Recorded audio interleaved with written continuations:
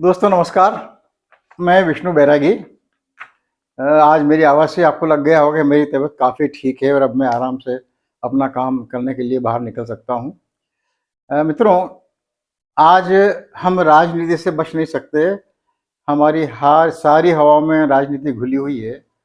पहले वो ज़माना और था जब बिना राजनीति के भी हम लोग आराम से बहुत सारे विषयों बात कर सकते थे। आज तो घूम फिर के बात राजनीति में आ जाती है।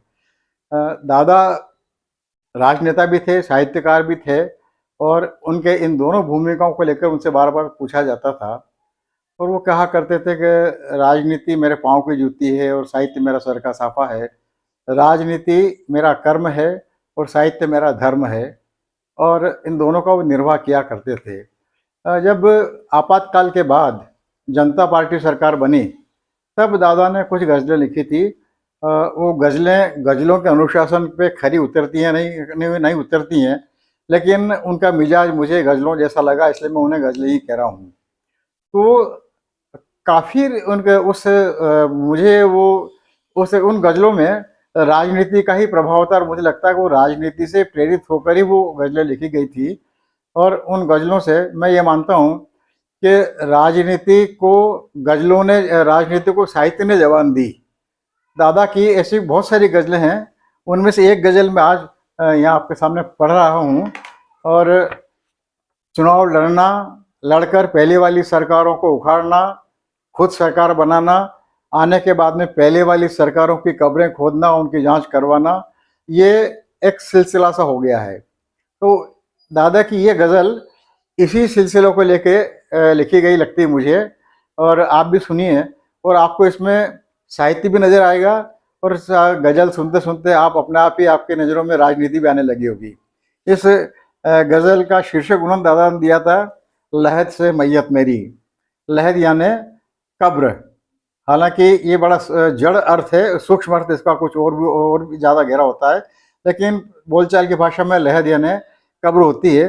तो कुल 6 दुपदिकाएँ, नीरज जी दुपदिकाएँ बोलते थे और इसको मैं शेर कह रहा हूँ। 6 शेरों की ये गज़ल है और मैं गा के प्रस्तुत कर रहा हूँ। मेहरबानी करके मुझे सुनते हुए दादा की आवाज़ की पे मुझे मत कसिएगा, वरना मेरे साथ अन्याय हो जाएगा। दादा श्री बालकवि बैरागी की साहित्य के जरिए राजनीति को जबान, बहुत अच्छी गज़ल है, आपको पसंद आएगी।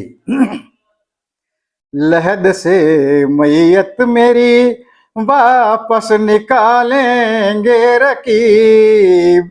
लहद से मैयत मेरी वापस निकालेंगे रकीब। इस लहदबाजी में खुद को मार डालेंगे रकीब। इस लहदबाजी में खुद को मार डालेंगे रकीब। वो तो मैं था जिसने उनको रखा अब तक बाशऊर।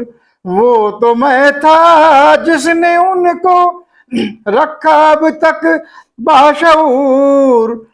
पगड़ियां अब तो खुदा तक की उछालेंगे रकीब। इस लहदबाजी में खुद को मार डालेंगे रकीब। देखिए कितनी मौजू हैं। 75, 76, 80 के आसपास लिखी गई ये गज़लें आज कितनी मौजू हैं। आशियां मैंने बनाया आसमां से जूझ कर। आशियां मैंने बनाया आसमां से जूझ कर। हो ना हो अब आशियां में सांप पालेंगे रकीब। इस लहदबाजी में खुद को मार डालेंगे रकीब।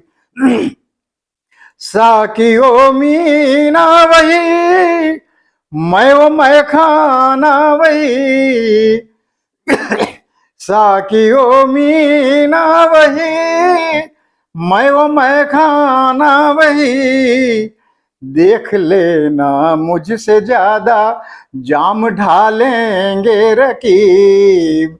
देख लेना मुझसे ज्यादा जाम ढालेंगे रकीब। इस लहदबाजी में खुद को मार डालेंगे रकीब।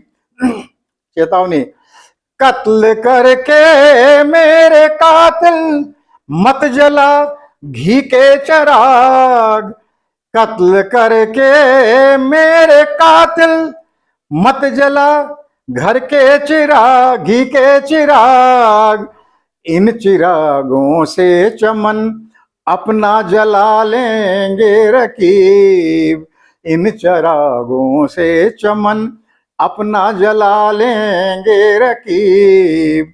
आखिरी शेर, या खुदा दे दे उन्हें मेरा खून मेरा जुनू। या खुदा दे दे उन्हें मेरा खून मेरा जुनू, वरना अपने खून में पानी मिला लेंगे रकीब। वरना अपने खून में पानी मिला लेंगे रकीब। लहद से मैयत मेरी वापस निकालेंगे रकीब। इस लहदबाजी में खुद को मार डालेंगे रकीब। लहद से मैयत मेरी। उम्मीद करता हूँ आपको गज़ल अच्छी लगी होगी। और भी गज़लें हैं, लेकिन आप यदि मुझे बर्दाश्त कर सकते हो और सुनना चाहें तो मेहरबानी करके टिप्पणी में बताइएगा। मेरा चैनल सब्सक्राइब कीजिएगा, करवाइएगा, आपकी बड़ी मदद होगी। बहुत बहुत धन्यवाद। सदैव की तरह आपका कृपाकांक्षी, मैं विष्णु बैरागी।